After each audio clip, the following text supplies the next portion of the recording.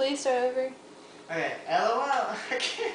Please. I just want to read it. I don't want to perform it. Like, No, you have to. I haven't done it yet. Well, practice. Sometime in your when I finish writing this, I will. Like. Okay, just read it or something. Alright. Just kind of read it. Kind of perform it. As I was thinking of Ben. Okay. For one, let me give you a few facts about me. I was born and am adopted from Russia, and I know most of you are thinking, "Oh, great, a foreigner to take more jobs from us Americans." Yes, that is a problem here in America. That is not why I'm here. Haha, don't get me wrong.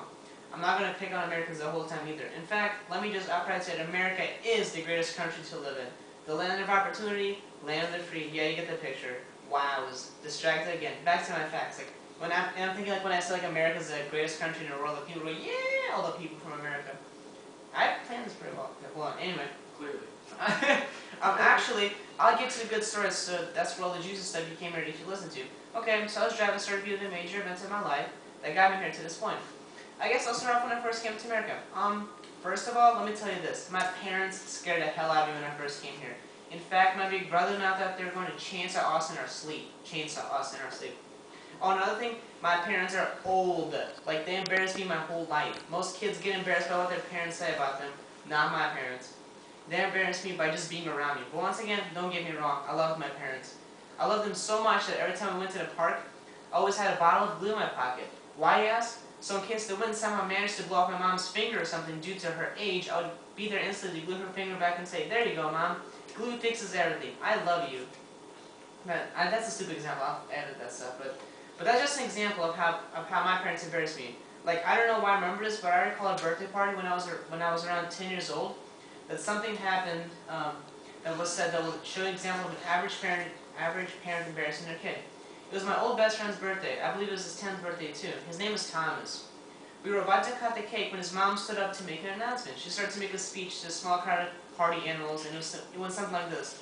"Oh my, I'm so proud of my..." I also need to work on my voice, by the way. Like it's a major thing. So it goes like, "Oh my, I'm so proud of my boy. He finally hit the big number 10. He has grown up so much in so little time. In fact, he finally stopped wetting his bed a few months ago." And then I go, haha, okay, I'm sorry. I'm going to end that speech here because I honestly don't remember the rest as I was busy wiping my face off of orange soda that came out of my nose. But that must have killed the kid. In fact, yeah, I swear this happened.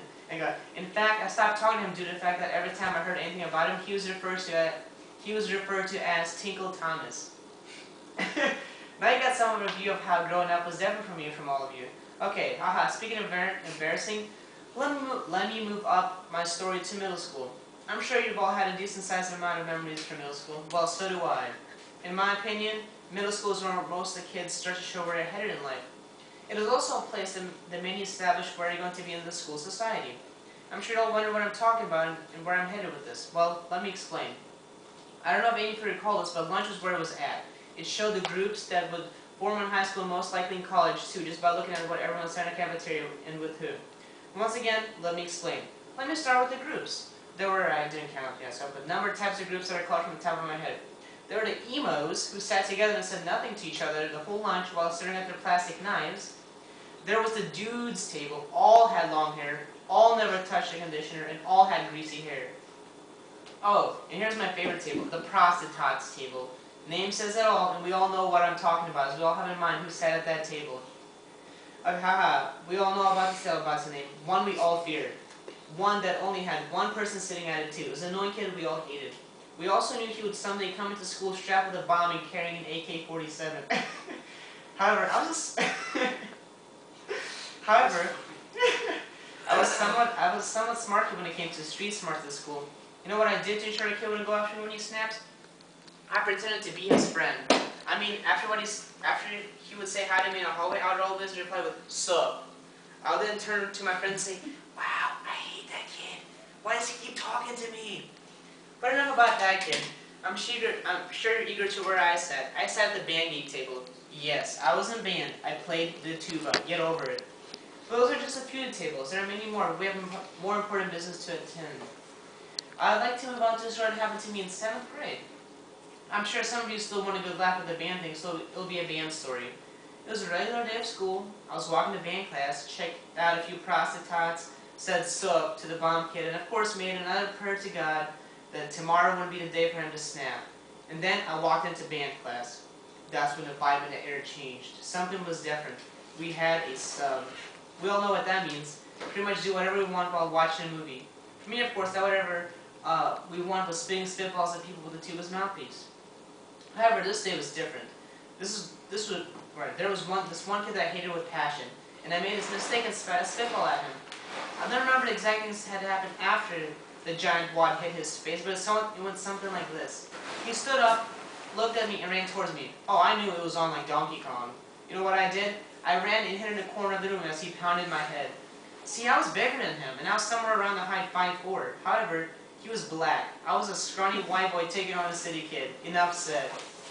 Okay, fine. I'll tell you what happened after. For one, the teacher didn't stop the fight. Actually, I'm not going to call it a fight. I'd call it slaughter. Thing is, we both would have gotten away from getting in trouble and being sentenced to in-school suspension if I didn't break out in tears like a little girl in my next class. Enough with middle school, though.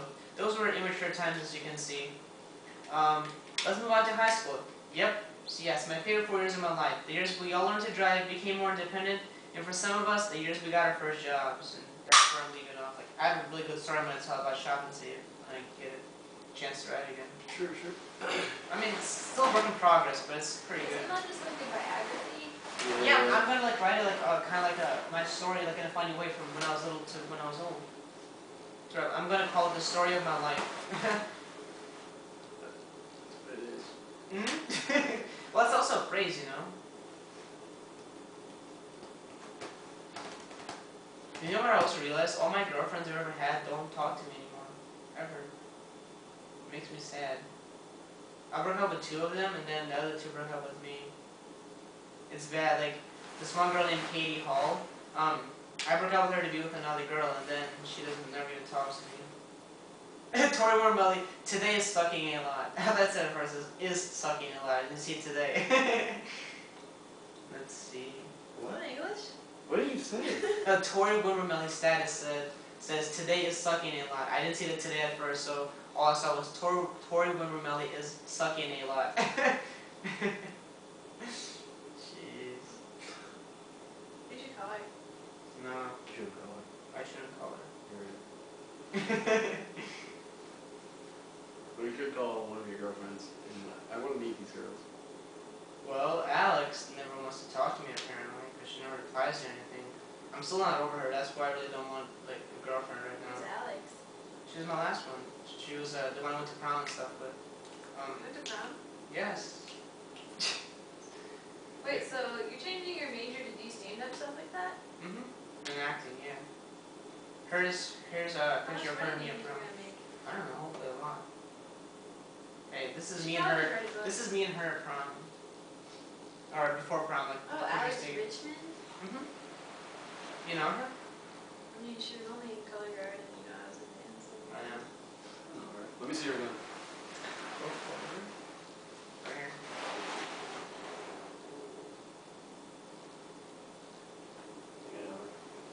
Yeah, well, the thing is, she never put out, like, ever. She was really into purity, like, she had a period ring and everything on, so I could never do anything with her, but I made out with her, like, a lot. Like, when she came over to my house, every Wednesday we would watch, like, movies that we wanted to watch, like, besides Twilight and stuff together. I took her, obviously, to movies and stuff a lot, too. I spent so much time with her, it pissed me off, dude. Like, I took her parks, like, we hung out almost every single day for 3 months. Did she break up with you? Mm-hmm. Sorry. Out of nowhere, dude. Like, I was asleep. It was 7 o'clock, and she called me. She goes, "Hey, meet me at Breadco." And I was like, she goes, "Yeah, the one by DePerry." I was like, "Okay." And as I was driving, I was like, "Shit, she's gonna break up with me." I didn't even know for what. Like, it pissed me off. Why did she break up with you? Well, I've heard many reasons. One was that like she had like straight A's, and I had like straight F's almost. I barely passed high school, dude. And then like, It's not good. I know. And then another one's like she hated me cursing. You're trying to figure out my password. Another one, Your phone. yeah. Another one, she like that she only went out with me because of my looks, which I think was bullshit. Like, if you ever do that, you're really immature. She only went out with you because of your looks? Well, that's another story I heard too, but like